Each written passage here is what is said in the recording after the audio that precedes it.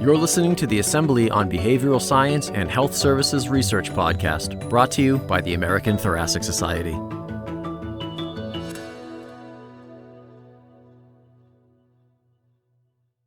right, welcome everyone to this episode of the ATS Breathe Easy podcast. I am your host for this episode, Dr. Henry Brems. I'm assistant professor in the Division of Pulmonary and Critical Medicine at Johns Hopkins University. All right, and I'm very excited to introduce our two guests for the episode, Dr. Kearney and Dr. Francesca Duncan. Dr. Kearney is an assistant professor in the Division of Pulmonary, Allergy, Sleep, and Critical Care Medicine at Boston University. And Dr. Francesca Duncan is an assistant professor in the Division of Pulmonary, Critical Care, and Sleep Medicine at Indiana University. Thank you both for joining us today. And so for the topic today, we're going to be discussing a bit about race-neutral reference equations for spirometry interpretation, and more specifically, the GLI global equation, which was recommended for use by the ATS in 2023. We'll talk a bit about the implementation of these equations, then we'll move into discussing some of the clinical implications of this change in reference equations, especially in the context of lung cancer, where I think it's received quite some attention. And so I think first to start off, I'd love to ask you, Francesca, first some background. If you can tell us a little bit about what the motivation to change from race-specific to race-neutral approach for spirometry interpretation was. Yeah, so thank you so much for this opportunity to share with you and the listeners of the podcast. So I think when it comes to the motivation to really move away from race-specific or race-adjusted equations has really been both scientific and ethical, right? So ATS has been very clear that race is a social construct which does not have any biologic nature. And so the fact that using race correction in spirometry, it embeds structural bias into a test that really should be objective. I think we can all agree on that.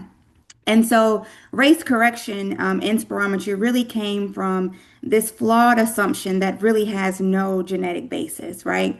So historically, race-specific limitations or equations like NHANES 3 has required clinicians to really select a race. And in doing so, you're selecting a race correction factor.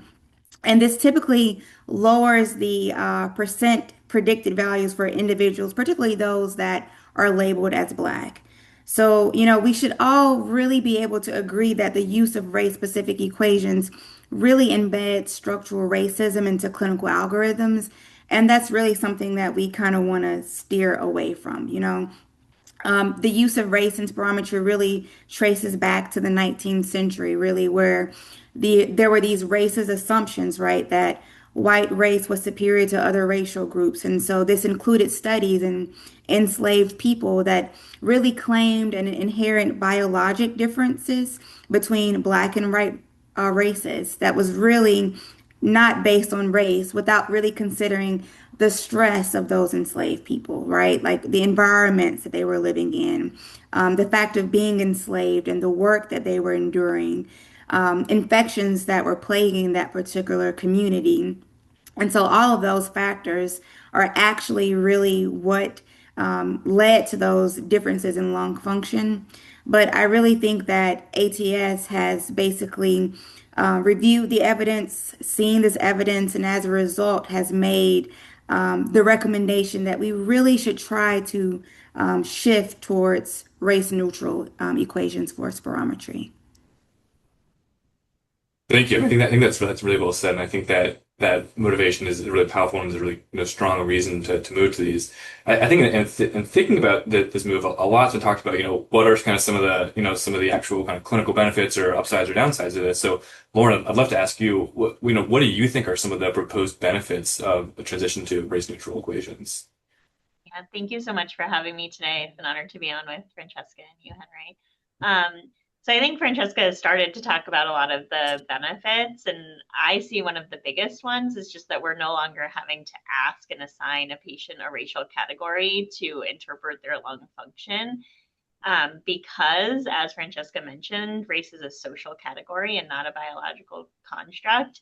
It really doesn't make sense that we were asking patients what their race was as we were doing pulmonary function tests. And this has actually been something that locally my respiratory therapists have noted as a real benefit of the change, is just not having to ask this question that brings up a lot of questions for them as respiratory therapists and for patients. And this really differs from things that logically make sense in our biologic that we continue to ask, right? Or put in based on the chart: age, height. These are physiologic things that do make sense as contributors to what your lung function should be. So that's one really big concrete benefit. We also already talked about how race neutral equations help identify lung function impairments that may have been minimized previously. So for Black populations, the older race specific equations use lower predicted normal values. And so this meant that for the same measured lung function, these folks appeared less abnormal based on their race category. And so this was masking different disease states. This was masking the ability to actually prescribe different medications. And another big part of this is that embedding race in PFTs has also masked kind of the underlying reasons why some populations have worse lung function in the first place. We already discussed that way back when this started, we ignored the circumstances of these populations that were leading to these lower lung function.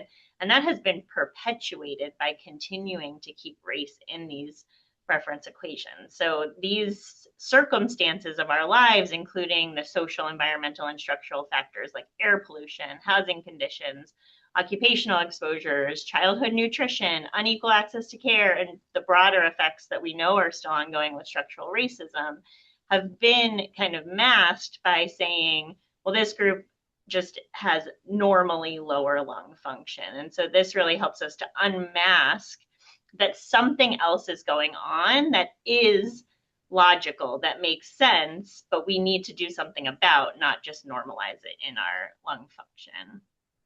I think the early validation studies are very reassuring that race neutral equations appear to perform as well, or in some studies better, when we're talking about clinically meaningful outcomes like respiratory symptoms, COPD diagnosis and severity, functional status, hospitalizations, mortality, etc. And so that's something to definitely pay attention to, and more data is coming out from that. And so there's so many benefits, and I really like the way that Francesca kind of framed this, is like, yes, there's an evidence base here, but there's also just a moral, logical basis of us having to think about the assumptions that have been made in medicine for a long time and think, does that make biological sense? And so there's a moral imperative to remove things when things don't make biological sense. Yeah, thank you. I think that's, again, really well said.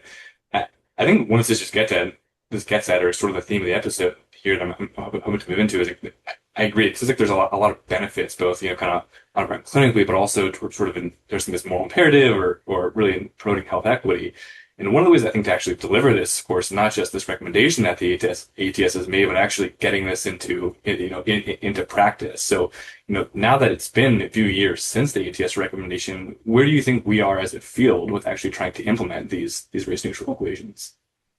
Yeah, so I'm glad to be talking about this, because this is actually the focus of a current ATS project that the Pulmonary Function Test Committee is doing in partnership with the Council on Medical Specialties Societies, that's really looking at what are the barriers and facilitators to adopting race neutral reference equations. And I think we're still in a transition phase. It's like anything in medicine, adoption of a recommendation takes a long time. And so there has been uneven adoption across healthcare facilities. I think many of the barriers are just very practical, that people either don't know the recommendations have changed, or they may not fully understand why the change matters so much. Software is another huge barrier. For many health systems, it is just a click of a button. How do I select what reference equation is used? But for others with different PFT platforms or electronic health record systems, there may be difficulty in updating the equations or displaying results clearly, and that may have a cost associated with it, which we all know is a major barrier to making any updates in healthcare. The number one facilitator that we've uncovered through our discussion with many clinicians across the country is that having a local champion is probably the number one thing that matters most. This aligns again with what we know about implementation science in general, but a PFT director, a respiratory therapist, pulmonary leadership, or even just like a change maker at the hospital can really make a difference in driving this change forward.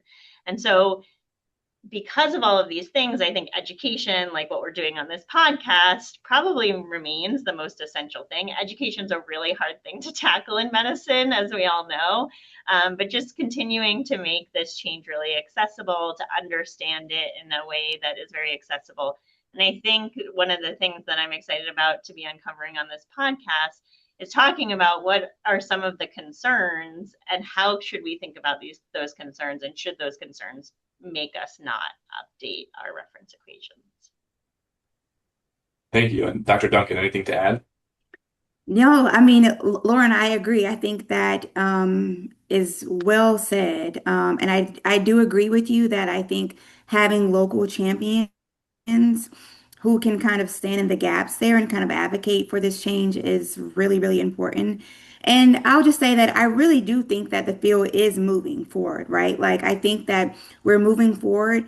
We're not yet fully aligned, but we know that there's clear evidence, as you mentioned, Lauren, to support this change. And there is really momentum to do so. But there is really, as you mentioned, a lot of variability in just implementing this, even across institutions, even across implementing it within the same city. And so, you think about that when our patients have to go from one hospital to another hospital, if there are changes within the same city, then that could also impact our patients as well. But I know we'll get into that. Yeah, well, and I think that variation is so interesting because anecdotally, I think we probably all have experiences where you get PFT reports from other places, and not only is it you're looking at GLI 2012 or MHANES, but you even see ones that are further back pre the 2005 recommendations. So I think clearly there's a lot of variation. Some of the things that we were able to uncover, which Lauren alluded to, is that it kind of varies. And so I think we were making the assumption that academic centers would probably be the ones that have probably made this transition as opposed to in the community settings. And honestly, what we found is that about 66% of the academic centers that we surveyed had, in fact, transitioned to the use of race neutral equations. So it really showed that there is motivation to do so. What I thought was really interesting is that of those that made the switch, 35% of those made the switch after the ATS recommendations, which really means that a lot of the academic centers had already been making the switch. They were already aware of the evidence to support the switch. And so I think that that was really, really something that was crucial that came out of that particular study.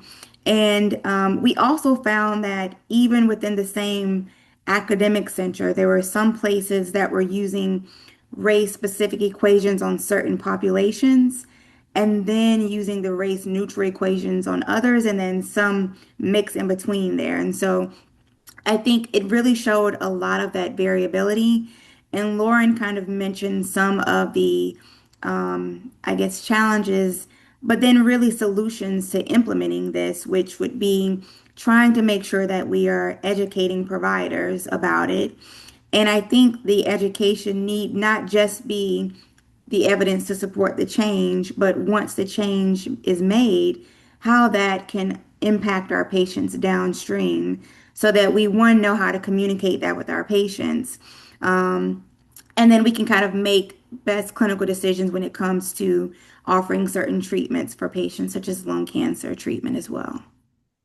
Yeah, and so I'm glad you brought this question of lung cancer treatment and education because this gets into one of the next points that I want to talk about, was thinking, how do we educate and how do we think about and how do we discuss with our colleagues and our patients some of the implications of this shift? And one that has certainly received a lot of attention are these implications for lung cancer. And so That specific risk I think that's been brought up is about shifting to race-neutral equations and how that impacts the management of lung cancer, and more specifically, that decision on surgical resection for early stage disease. And so, to set the background for that, can you walk us through how these equations might impact this decision and how it may disadvantage Black patients or other populations? Yeah, so this is a very good question, and I think it's very tricky, right? Because there are some aspects where the change may lead us to believe that it may harm patients who are already disadvantaged. But there's really kind of a two ways to kind of look at this. So we know that the transition from race specific to race neutral, and particularly with spirometry, really leads to changes in our percent predicted values for FB1 and DLCO and things of that nature. And so, in doing so, Lauren kind of talked about this earlier, that particularly for patients who are getting spirometry done, it can lead to a difference in their FEV1. And we know that when it comes to making decisions, particularly surgical decisions for patients who are diagnosed with early stage non-small cell lung cancer, this can impact decisions to do so. Because when we are using race neutral equations, it can actually unveil that Black patients have worse lung function than we previously thought that they had. And so, what does this mean? Well, the benefit could be that, these patients are getting diagnosed with abnormal lung function earlier when they would not have previously been diagnosed. And so that means that these patients are getting diagnosed. We're probably able to talk with them, particularly for COPD. We're able to talk a little bit more with them about their risk for the development of COPD or how to minimize their risk after being diagnosed. We're able to get them on appropriate inhaler treatment therapies. And so that is an important shift that's being made. But when it comes to lung cancer in particularly, that shift can lead to placing Black patients in an up category in terms of disease severity. And that could lead to Black patients not being offered certain types of surgical treatment for the treatment of early stage lung cancer. And so I think that's where a lot of the question comes.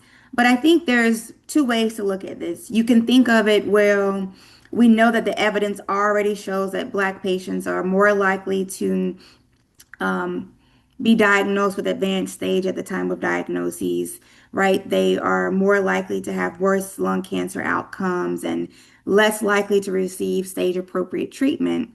But in the same token, we want to make sure that we are offering patients treatments or surgeries or procedures where their risk or harm is actually reduced. So there is a possibility that with using outdated or earlier equations, some patients might have been classified as not having any reduced lung function, and they could undergo surgery and have downstream complications because of that when they might not have been fit enough or appropriate enough for surgery. And so I think that is kind of the two coins or two sides of the coin there when it comes to whether or not the change is going to be beneficial or harmful for our patients.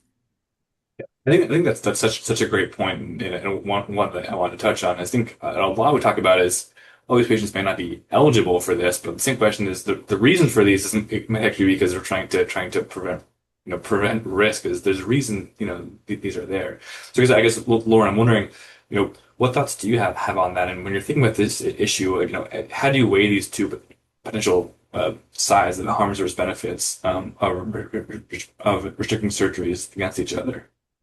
Yeah, I think Francesca just laid it out really well that looking at this as like blunt numbers um, probably isn't telling the whole story. And we need to think about what this actually means for the patients who are now being found out to have lower lung function, right?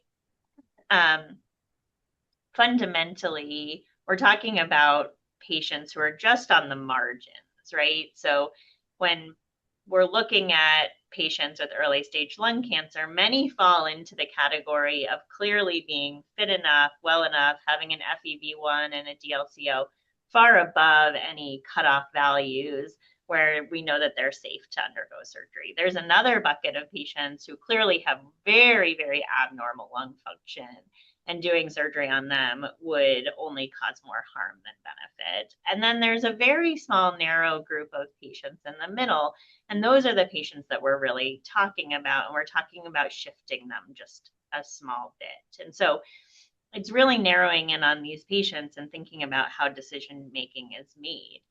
And it's not just about whether these patients should or should not receive surgery. It's also about, what do we do before surgery? How do we plan for that surgery? Do we need to do additional testing? Do we need to do pulmonary optimization, pulmonary rehabilitation? Do we need to be really aggressive about smoking cessation support? Do we need to provide closer postoperative monitoring, or do we need to consider even a less extensive surgery when appropriate? And so it actually would help us not only discover maybe these patients shouldn't actually be getting surgery, but also to think a little more carefully about what we need to do around the surgery itself. We really do need more data to understand what the risk is for this marginal population. We really don't know fully what the implications of this small shift is going to be for this specific group of patients. I think we're going to get to this a little bit later, but I think it's really important also to recognize that most thoracic surgeons are not making decisions based on single numbers. And one thing that I reiterate to everyone, from trainees to basically anyone who will listen to me talk about pulmonary function tests, is yes, it's an objective measure of lung function, but it's not the only thing that we need to consider when we're considering normal or abnormal or disease states. And generally, in speaking with thoracic surgeons, they've been doing this very thoughtfully for a long time. So they often do not look at, oh, this person is above or below a certain percent predicted for their FEV1. They really do want to operate on these folks. For people with early stage lung cancer, they know that if they can do surgery, that is the best treatment for them, and they want to provide the best treatment. So they look at what is the exercise capacity of the patient. They do further testing like VQ scans, CPETs, etc. They talk in a multidisciplinary way about these patients. And so whether we're talking about race neutral or race specific reference equations, these patients who are in this narrow group on the margins were already getting a very close look. And so this should not change that we're looking very closely at this patient population.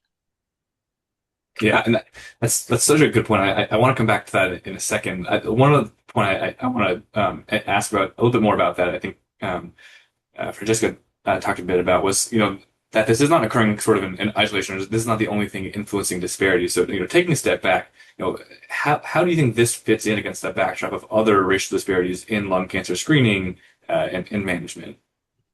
Yeah, so I think this is a really good question. And honestly, I like to think about this as really like a jigsaw puzzle. Like, I've really been kind of, taking up the hobby of doing jigsaw puzzles as opposed to like doom scrolling. And so I think about this transition to race neutral equations as really like a small puzzle piece in like the larger equity puzzle that we really should all be trying to put together, right?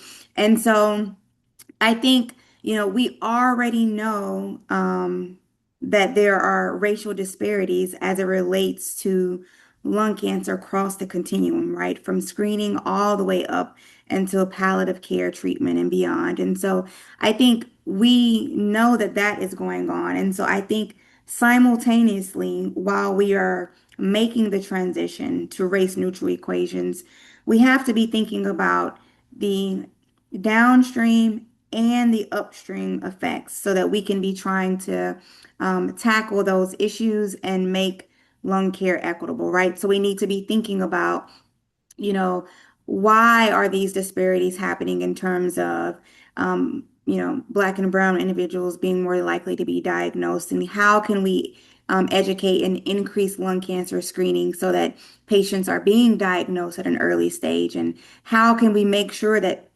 patients are getting to hear all the treatment options that they should be offered?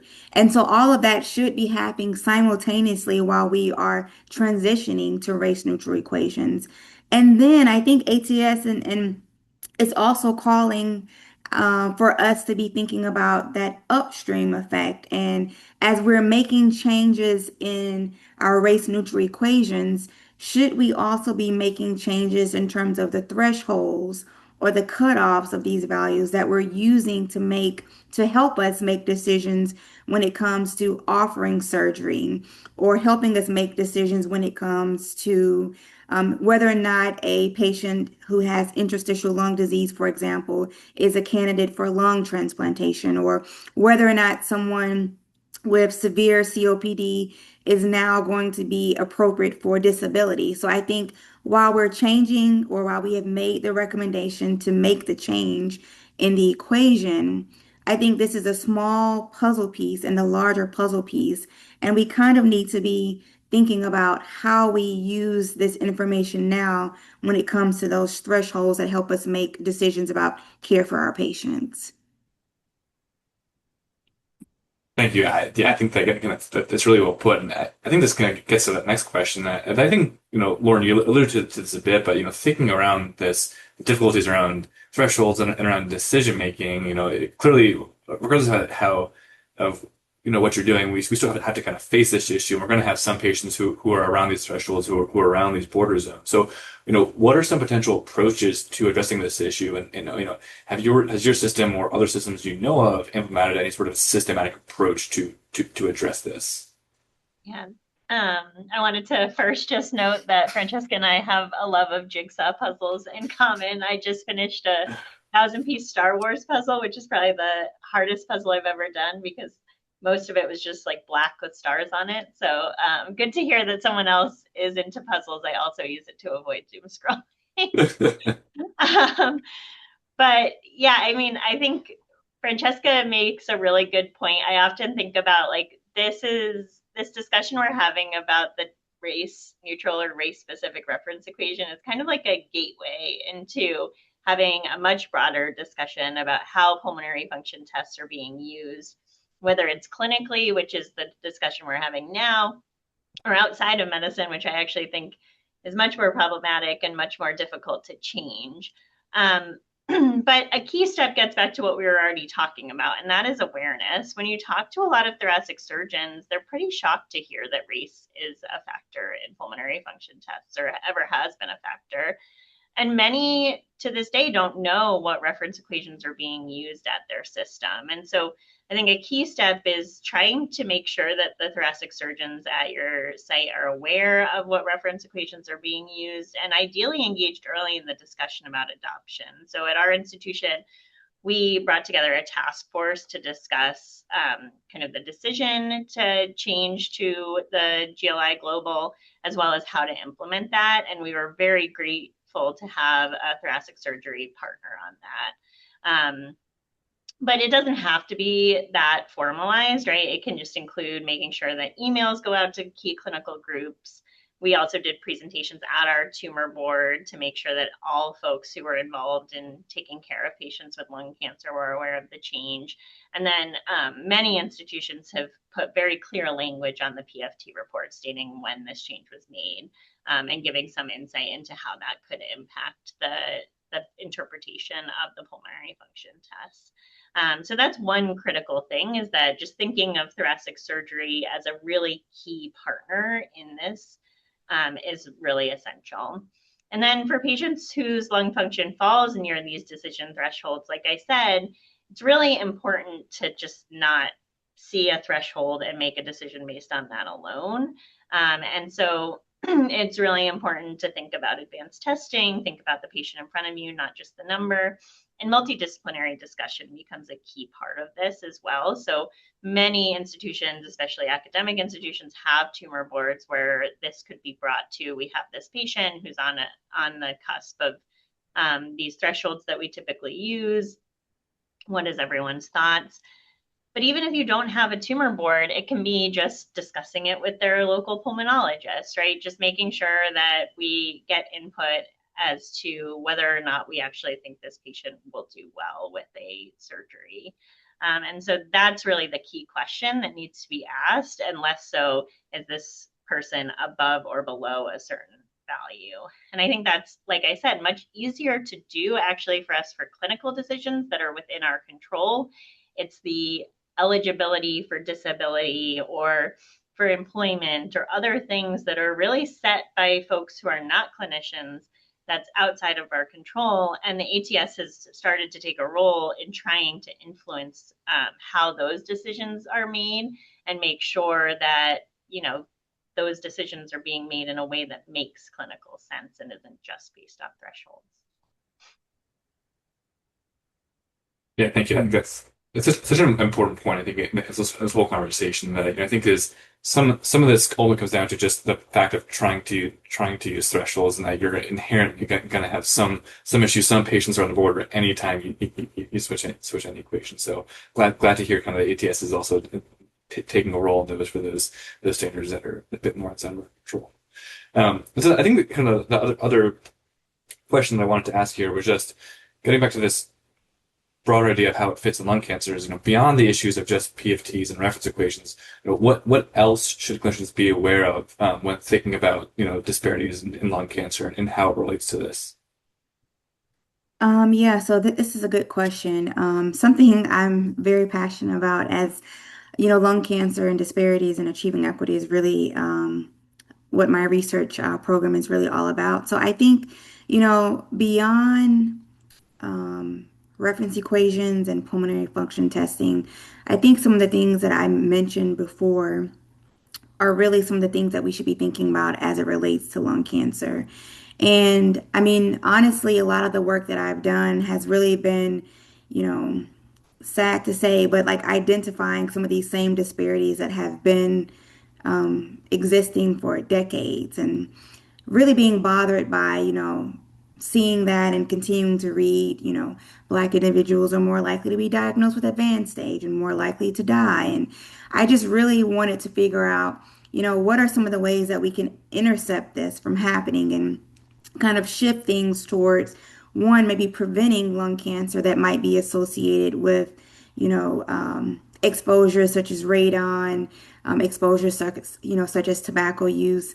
And a lot of that really comes in screening, right? Like really getting the message out about lung cancer screening, who should be screened, why you should be screened, and really working on educating providers still about lung cancer screening. I mean, I don't know, I still get very surprised when I am talking with providers, clinicians about lung cancer screening, and they're like, oh yeah, the age is 45, right? And then the highest age is 85. And I'm kind of wondering, where did this gap come from in terms of the knowledge and education surrounding the criteria? But I also do understand that, things in science and research are constantly evolving, which I think we need to make sure that we're constantly educating providers, patients, community members about the importance of screening so that some of these disparities as it relates to lung cancer, that we're not really seeing those. And so I think that's really one of the things, prevention, screening, and kind of what Lauren was also mentioning earlier is that, once our patients are diagnosed with lung cancer, really making sure that, they are given the opportunity to hear all the options in terms of treatment, and that they're given the option to really ask questions about what treatments might be best for them, and then being able to make that educated decision, and then kind of continuing to support them throughout their diagnoses, and hopefully into curative treatments.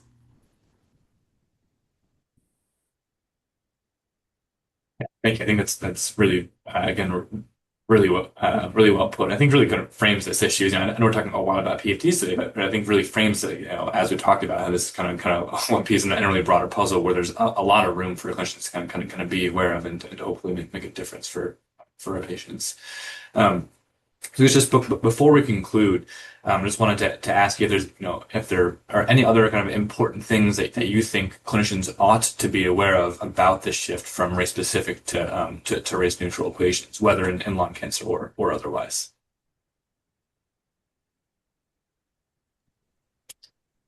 I mean, I think a lot of this is really stuff that we've kind of talked about. I think one, this the idea that race really is not a biologic determinant of lung function. And so I think that has been proven. And so I think that's one of the key things that clinicians really need to know. I think clinicians need to know that race-specific equations can embed inequity in our interpretation. And so I think that that's really important that we understand that. And then I think, the use of race neutral equations really improves consistency and transparency. And so I think that's very important. I've seen that I actually tested this out for my on myself when I was a pulmonary fellow because I was just kind of really fascinated by this. And so if you haven't had your own like spirometry done, I would really encourage you to try it and really do it on an empty stomach. I now know to tell patients that they really shouldn't eat a heavy meal before they go to do them because it's very hard. But I did my own spirometry, and I actually literally kind of worked with our PFT tech and just changed my race from black to white. And I was just curious to see, in doing so, what would happen. And I presented this in our local chess conference that we have here and just kind of asked the audience, well, if you saw these PFTs for this person, who was kind of at the borderline, what would you do? Like, how would you interpret it? What would you do? And the audience was really kind of surprised that this was literally the same person. I just changed the race of the person. So, though there was a small change in my spirometry, you could really see how that can impact, how we diagnose and how we use it. And then it even got me kind of thinking, even within our academic center at the time, we were using different equations at different hospitals. And so I thought about, how patients experience that. And even now that we are changing or transitioning to the new equations, I think we really need to think about how we compare longitudinally spirometry that used race specific equations to those now after we've made the transition and really kind of be able to explain that to our patients. Well, 5 years ago, we used this equation. This is why, this is what your lung function looked like. And now we're using this and kind of explaining to them what that difference in their lung function really is about. And I'll just lastly just say that I think we really need to be thinking about how these threshold-based decisions kind of need to be re-examined in the light of this transition. And those are all excellent points. And Dr. Kearney, any other kind of other remarks that you'd like to add? Yeah, I'm not sure I can say it much better, but I do think it's worth mentioning that this specific conversation is really important, but this conversation is so much bigger than this in so many different ways. One, in that I'm really just pleased to see the long overdue systematic approach that medicine is trying to take in removing race from so many of the algorithms where it doesn't belong. It started with the GFR equation. Happy to be a part of it as pulmonary with pulmonary function tests, but in so many ways we've embedded race and race disparities in this systematically within our system, and we are starting to dismantle that, again, very long overdue. It's also a bigger conversation in how we define normal and abnormal in pulmonary function tests. I mean, Henry, you know this better than anyone with the folks at your institution, that does putting everyone on a bell-shaped curve, are the people that are actually doing the spirometry for these reference equations, quote, normal? Does that all make sense? What is the best way to define normal and abnormal for different disease states? And I think I usually tell people, like, we need to understand this specific conversation now because we're going to see an evolution happening over the next 10 years in how we define normal and abnormal. And so it's really important for pulmonologists to kind of keep looking at this this is every pulmonologist's business. It's not just those people who run a PFT lab. And it's going to be really important to understand these changes as I think they do rapidly evolve. Things haven't changed much in many, many years, but I think we're going to start to see that change actually happening, both in how we define normal, abnormal, how we think about these thresholds. So I think it's an exciting time in medicine, both from this idea of like, let's actually remove race from all of these equations, but also let's reconsider how we're defining normal and abnormal function. Yeah, thank you. And I agree. It's absolutely exciting. I think this really has certainly given me, both this conversation today and the issue more broadly, an appreciation for, for thinking about all the other questions this brings up and how we use these and how we apply them. I think this is really, really helpful. So thank you both so much for all of your insights on these issues today. Certainly learned a lot and hope our listeners have too. And thank you to everyone for listening. Thank you for having us. Thank you very much. Thanks. Thank you for joining us today. To learn more, visit our website at thoracic.org. Find more podcasts from the ATS assemblies on YouTube. Don't forget to like, comment, and subscribe so you never miss a show.